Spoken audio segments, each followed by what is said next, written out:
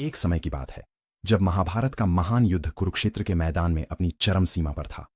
कुरुक्षेत्र के मैदान में सैकड़ों रथ दौड़ रहे थे, लेकिन उन सभी में एक रथ सबसे अलग था। वह जमीन से कुछ इंच ऊपर चलता, मानो धरती उसे छूने के योग्य ही ना हो। यह किसी साधारण योद्धा का नहीं, बल्कि धर्मराज युधिष्ठिर का रथ था। लेकिन अचानक एक दिन पूरे युद्ध क्षेत्र के सामने यह रथ धड़ाम से धरती पर गिर पड़ा। लेकिन ऐसा क्या हुआ जिसने युधिष्ठिर का दिव्य तेज कम कर दिया?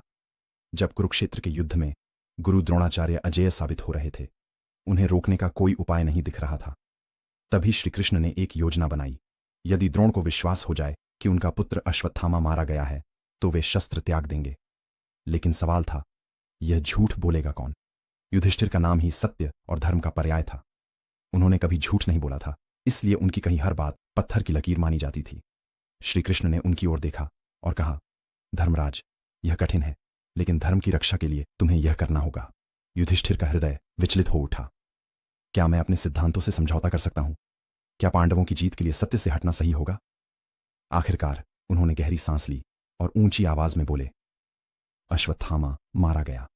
फिर धीरे से, हाथी न कि मनुष्य। शोरगुल में द्रोणाचार्य को केवल पहला भाग सुनाई दिया, अश्वत्थामा मारा गया। यह सुनते ही उन्होंने हथियार त्याग दिए और शोक में ध्यानमग्न हो गए। उसी क्षण धृष्टद्युम्न ने उनका वध कर दिया और तभी युधिष्ठिर का रथ गिर पड़ा। पूरे युद्ध क्षेत्र में सन्नाटा छा गया। पांडव और कौरव सभी यह देखकर स्तब्ध थे। श्रीकृष्ण मुस्कुराए और बोले, युधिष्ठिर, तुम्हारे सत्य ने तुम्हारे रथ को हमेशा ऊंचा रखा था, लेकिन आज तुम्हारे पहले झूठ ने इसे धरती पर ला दिया। इससे सीख मिलती है कि सत्य ही धर्म है, पर कभी धर्म की रक्षा के लिए सत्य छोड़ना भी पड़ता है। ऐसी ही और ऐतिहासिक व रहस्यमयी कहानियों के लिए चैनल को सब्सक्राइब करें।